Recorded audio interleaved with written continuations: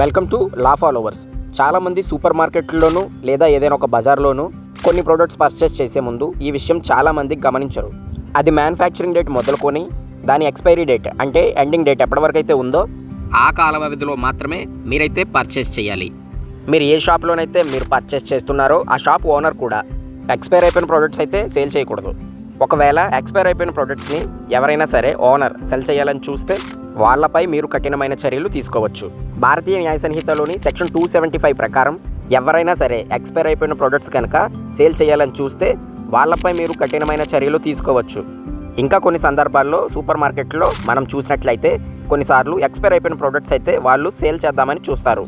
అలాంటి సందర్భాల్లో కూడా కొంతమందికి ప్రోడక్ట్స్ మీద ఎక్స్పైరీ డేట్ మీద అంత అవగాహన లేక కొన్ని ప్రోడక్ట్స్ అనేది సేల్ చేస్తారు. అలాంటి సందర్భాల్లో ఏదైనా ప్రాణాపాయం వచ్చే పరిస్థితి అయితే ఏర్పడుతుంది. సో సూపర్ మార్కెట్లో కావచ్చు, లేదా ఏదైనా ఒక బజార్లో కావచ్చు, లేదా ఏదైనా ఒక కిరాణా షాప్లో కావచ్చు, ఎక్కడైనా సరే ఎక్స్పైర్ అయిపోయిన ప్రోడక్ట్స్ అయితే సేల్ చేయకూడదు. ఒకవేళ ఎవరైనా అలా చేసినట్లయితే వాళ్ళపై మీరు కఠినంగా వ్యవహరించవచ్చు.